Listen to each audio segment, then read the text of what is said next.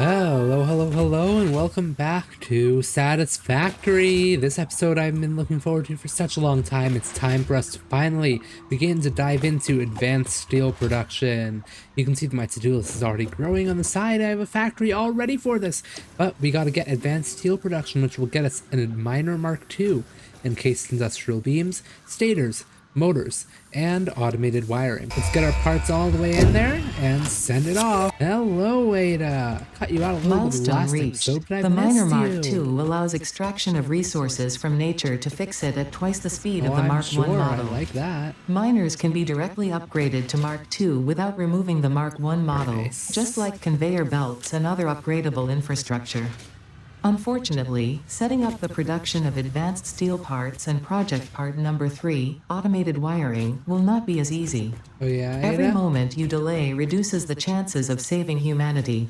I will not show you the predictions, it would only demotivate you. I will not get demotivated. I am so motivated, I am so ready to go. And honestly, I don't see any reason why I should be stuck back here at our base when I could be out there starting to build our advanced steel factory. Let's hop in our Explorer and let's head on our way.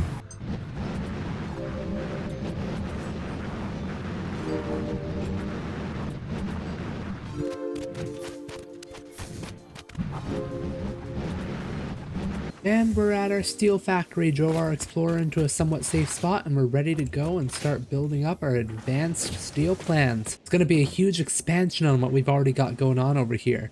We're going to need to set up Miner Mark IIs, but we don't quite have access to that yet because Miner Mark IIs require the use of encased industrial beams, and we haven't started crafting those just yet. Yes, technically I can start doing it manually, but we're not about that life. Instead, we're just going to automate all of this. First things first, we're going to need to expand out our foundation a fair bit.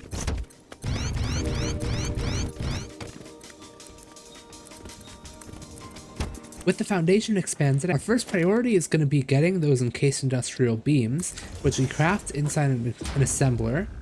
And it's going to require 18 steel beams per minute and 36 concrete per minute. I think that if we end up doing 2.5 of these, it's going to use a much nicer ratio of 45 steel beams per minute and 90 concrete per minute. Because that requires 45 steel beams per minute, that means that we can easily just set up 3 of these standard steel beam constructors and we'll be good to go. And 90 concrete per minute is totally achievable. It's going to use a lot of limestone, but we should be able to make it work with the Mark II miner or with just good luck with some of the nodes that are around here.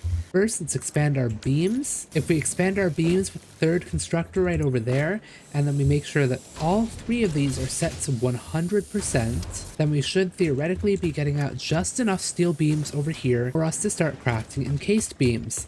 However, I am probably going to want another constructor off to the side that's just doing normal steel beams for my own usage, because as you can see, I am still using these for my Mark III conveyor belts.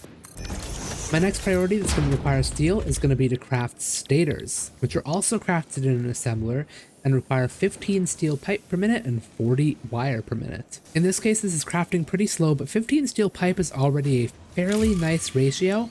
I feel like we can do a little bit better though. If this is outputting at 20 per minute and this needs 15 per minute, I think we can quadruple our production over here, so we'll need 60 steel pipe per minute. And that'll mean that we need 3 of these steel pipe constructors, which we should be able to just put all in a line with each other and make sure they're set to 100%. And much like the steel beams off on the other side, I'm probably going to want one set of steel pipes that's just for my own usage so that I can have a backstock still going, while the rest of them can get funneled right into stators as they should be. Now these 8 constructors are all of the steel that we need to automate encased industrial beams, stators, and motors while still maintaining our steel pipe and steel beam production. But these 8 constructors are going to consume a ton of resources because these 4 steel pipe ones all are consuming 30 per minute, and then these 4 steel beams are 60 each, which means we're going to be needing 240 for all that. So in total we need 360 iron per minute and 360 coal. This is a lot, and it looks like we're going to end up needing to double manifold this whole system. And while we have those 2 coal nodes down there that should be workable once we get our Miner Mark IIs, we do need more iron because we either need to use Logistics Mark IV or we'll need to have 2 different miners so that our Conveyor Belt Mark III can carry the 360 that we need to all of these. Lucky for me, I do know that there is an iron node off into the distance, which we should just be able to bring back on over here. That said, I don't think that's necessarily my biggest priority for the moment. I'd rather focus on getting everything loosely set up on this front first. So first up, let me get some industrial storage containers down for our steel beam and our steel pipe constructors, because we already have quite a lot of backup of both steel beams and pipes in this area, and I just want to be able to move it over so that we can get the central area fully cleared out. And we're good. Now we got a nice clear front area for us to begin to use for our other components. As I said, we're going to need all three of these steel beam constructors to fuel our encased industrial beams. So I'm just going to end up merging all three of those into place, and I'm going to feed it out towards me in that direction. And I'm going to use straight mode, of course, wherever possible, because it's the prettiest of them all.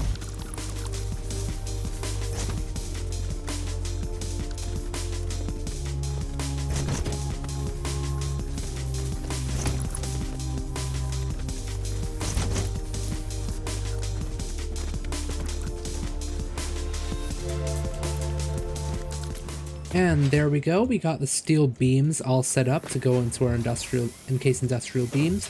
We're manifolding and combining all three of these together. Then we're splitting them back up into the encased beams.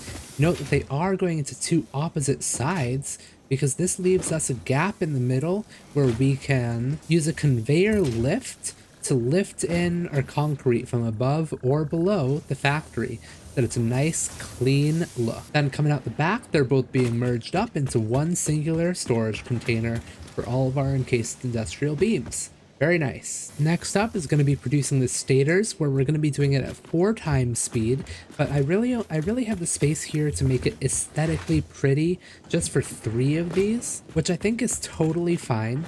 I do know that I'm going to end up sending some of these onto motors, so I think I'll double one of these. I think I'll do the centermost one. We'll set that to stators, and we'll use power shards to set it to 200%, and then we'll keep both of these two at 100%, which means that we'll be doing 5, 5, and 10 per minute, using up our full 60 pipes per minute that we've got fed into it from these 3 constructors out the back over here. We just need to manifold them just like we did for this other factory.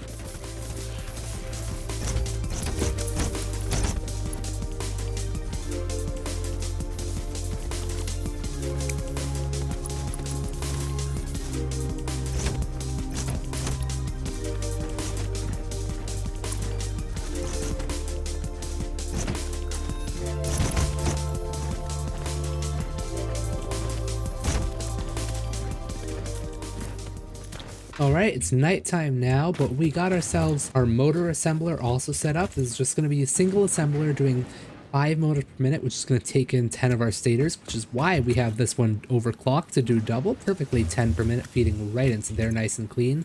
We also need 10 rotors per minute, which is going to be totally fine because we are still going to be looking for a second iron node to feed all of these steel constructors. In order to feed these steel constructors, we're going to need a whole bunch of foundries, and what I want to do is split them up into 2 blocks of 180 each so that we can still maintain our capacity at our conveyor belt Mark IIIs. That's going to mean that these first 3 steel beam crafters, I'll get the first of the 180, and then the remaining 6 machines, being 1 steel beam at 60, and then 4 steel pipes, each at 30, are going to get the remaining 180. And as we usually do, we'll just manifold them. The 360 steel this is going to require needs 8 foundries in a row. Let's see how much space this all takes up. It's going to mean getting rid of this infrastructure that we currently have, but I think that's all right for now.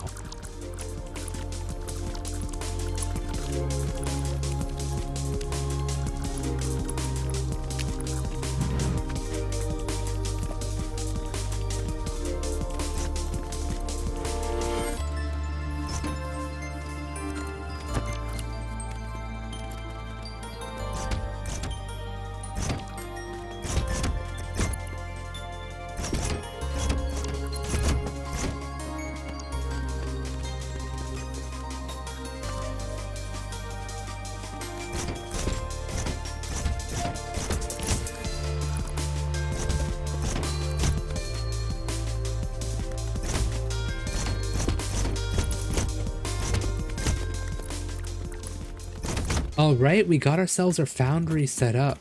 We got ourselves 4 different inputs over here running a double manifolded system, which yes is clipping a little bit, but that's kind of how we had it before, and I don't really know a way on such a scale like this to make it efficiently and still look good without just having a little bit of clipping, which honestly I feel like is overlookable at this scale just because it looks fairly neat from a high level like this.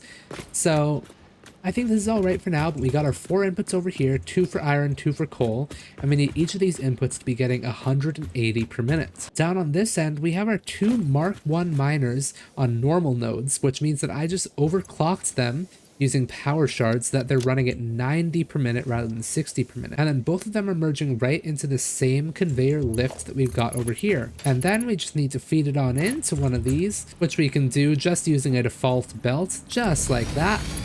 And we've got ourselves a coal feeding in at 180 per minute from this side. Scanning the map again, I know that we have 2 more coal nodes right down here. You saw that.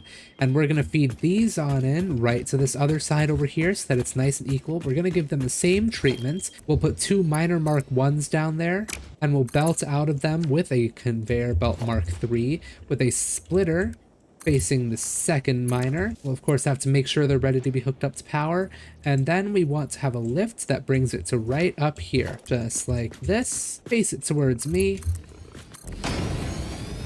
and then we can connect it right up nice and straight into the second input that we've got over here. Now we just need our 2 iron nodes coming into here, which we need, and we need both of them to be running at 180 per minute. Our first one we can overclock with a single power shard to get up to 180 per minute. Make sure that our belt is upgraded as much as possible, and then we can connect it right up to this new input. The second iron node, we're going to have to venture a little bit further out, but I think this is a good time to also talk about the need for other factories in this area. As we look back at each of these 3 other advanced steel components that we're going to be making, they each need something additionally. This one is going to need 90 concrete per minute across both of these machines. Here we're going to need 160 wire per minute across these 3 machines. And here we're going to need 10 rotors per minute, which means that in addition to needing an extra iron node for our steel to come in over there, we also need another iron node for these rotors, another limestone node, and another copper node for these wire. And all of this is going to need to get fed right into here, which means that when we're looking for more iron nodes, we want to be strategic so that we can hopefully locate all of our supplementary factories, is what I'm going to be calling them. So we can hopefully locate these supplementary factories, or concrete, wire, and rotors, all fairly nearby to each other based off the similar cluster of nodes. If I'm remembering right, from a couple of episodes ago when we went to go search for some quartz, I bumped into a few nodes off over in this direction. We just head up over this hill and over to where there used to be a yellow slug. Right down here, I remember seeing, yes, there it is, we got a copper node and a limestone node, and I'm sure that our last iron node that we need is going to be around here somewhere as well. Let's take a quick scan for it. Looks like there's a small cluster that's kind of over in that direction by 460 meters, and the copper is also normal, which does mean I'm going to have to do a little bit of overclocking in order to get all the copper ingots and iron ingots that we need for this full factory. But this feels completely workable, and we can start to set up our supplementary factory for this advanced steel right down here.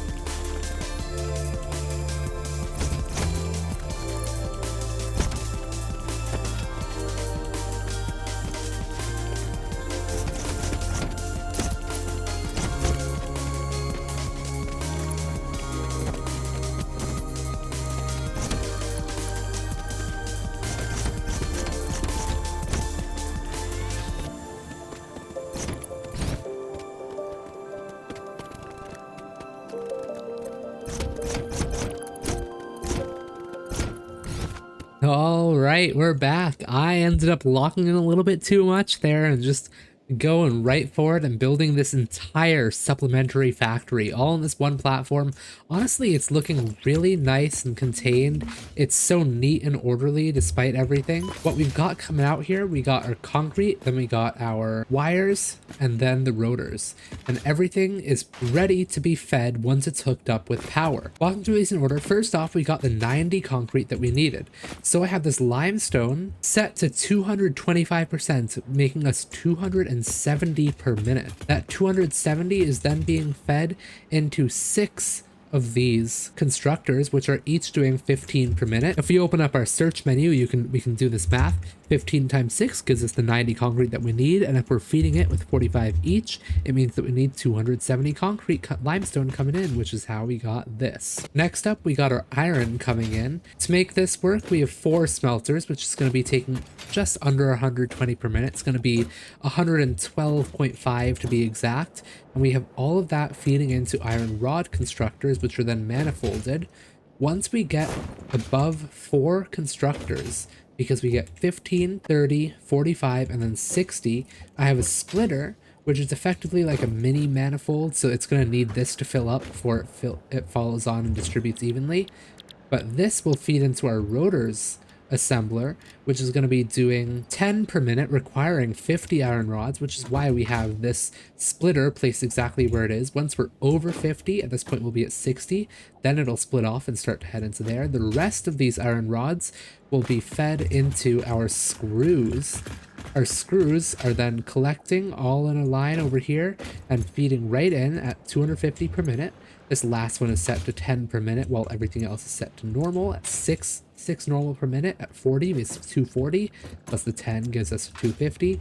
And there we go, we got all our ingredients for 10 rotors per minute. And lastly, we have our wires, where we have copper ore set to produce 80 per minute overclock. At 80 feeds into 3 smelters, which then feed into a number of constructors, which are producing 30 per minute each. This last one is set to only 33%, so it's producing 10 per minute, which gives us a total of 150 in the first 5 plus 10 extra, so 160, which is exactly double the 80 that we're feeding it. And of course, our third smelter of the bunch is only doing 20 per minute, so we get 30, 30, and 20, which is the perfect 80, so everything is in the exact ratios that we need. As I'm explaining this, I'm realizing that I forgot to add an output line for our iron ore, because the iron that we got set up way back here is based off of 2 nodes, and we're going to be maximizing our iron output to 270 per minute, which is the most that this belt alone can handle. If we combine that 270 per minute with the 270 per minute that we've got at our original factory, then we have more than enough for the 360 that we need at the steel plant, plus the 112 that we need over here. But that does mean that I'm still going to be using some of the iron from these 2 nodes to feed into towards our main factory, which means that I need to have a little branch off over here, which means that I have to realign our output for this wire. And if I align it right there, and I then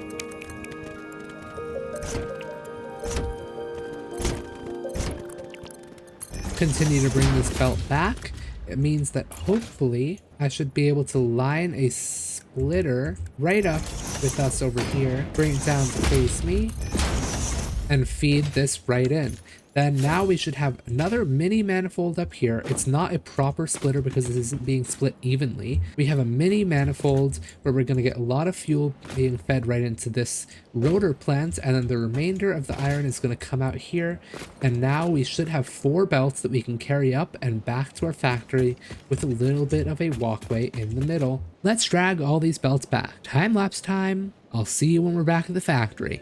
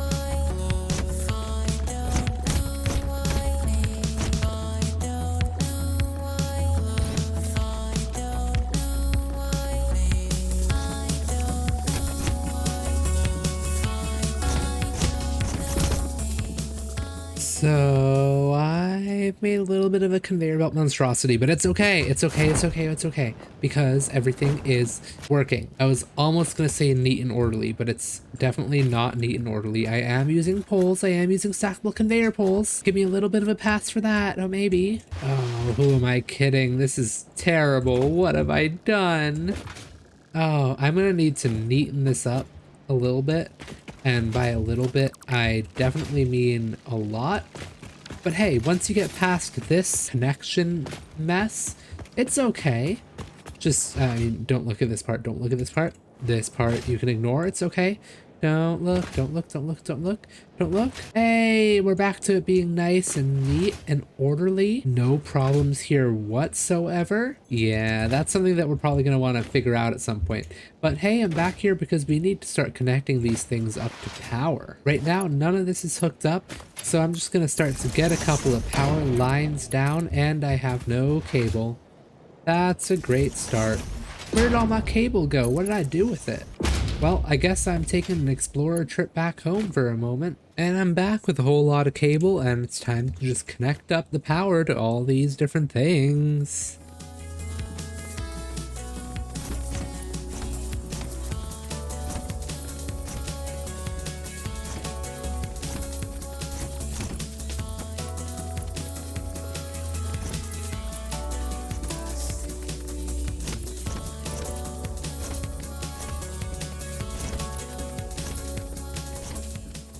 And just like that, everything is now connected up to power, except for one, apparently.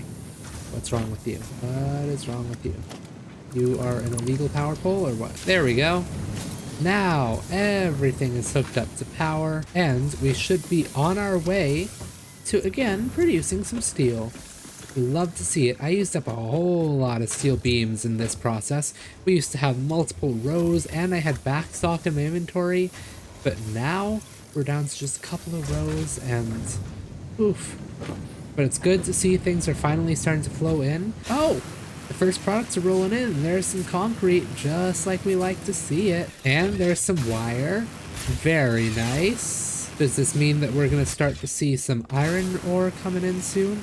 No, I forgot to power those smelters, it looks like. Good thing I'm coming over here to check, because otherwise we wouldn't have seen any rods for a while. Ah, and I missed. I have my parachute. Whew. Right now. What's wrong with all of you? Ah, there's no recipe set in you. That's what's wrong. Set a recipe in each of you, but this one's at 100%. I think this last one is set to 50%. So this needs to be set to 75%. And now we should be good to go. Now we should actually be getting some good buildup. Oh, look at this sweet, sweet iron ore all rushing in. Soon we'll start to get our first rotors. And then we'll be all set on our fantastic new advanced steel factory. But I can't leave you yet. I can't leave you all off on this cliffhanger before the factory fully starts up. I need us to get started up and ready to go. I need us to start producing some of these advanced product parts. Then we can end the episode in a better place. This has been a good episode. We've been super productive and everything. We built not just one but two factories. This steel plant is really good and really compact, but then that supplementary factory is just massive. We're doing great, if I do say so myself.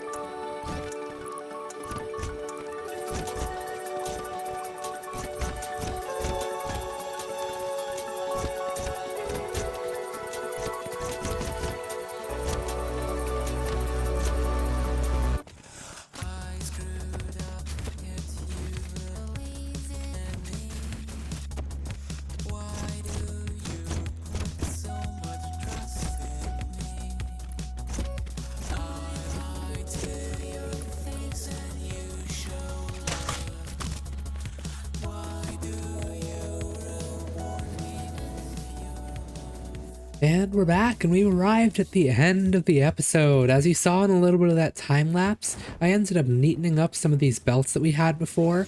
I was calling them a monstrosity earlier in the episode, and I stand by that. I could not have them as messy as they were. I neatened them out a little bit, so at least this way they're now staying at least in some sort of order as they make their way towards those conveyor lifts in the back. And I neatened out this area on top. As you remember, the belt used to just cut straight from there directly across to here, kind of in a little bit of a wavy fashion. This way now they're nice and organized, running down these foundations along the edges, maintaining their positions, and curving nice and neatly. You love to see it. With all those time lapses done, that just about rounds out this episode. I do hope you enjoyed the music that played during those time lapses, and if any of you have any suggestions for songs that I can put in my episodes without them being taken down, copyright free, royalty free, I can just provide the credit in the comments. If you have suggestions for that you would like to hear instead of what I currently have going on for time lapses, please do let me know. For now, I've been enjoying what I've got going on. It's something that I want to watch and listen to, so that's a pretty good start for now at least. But I'm very open to suggestions. In today's episode, we built two factories. This one is fairly sizable in and of itself. And our steel plant, while it's a little bit more compact, is just a sight to behold, and it's producing us so many helpful resources. You absolutely love to see it. Well, that said, we've hit half an hour for this episode and it's time to wrap it up. I'm having a lot of fun in this series and I hope you are too. Thank you all for watching. Thank you all for joining me and I'll see you in the next episode. Bye-bye.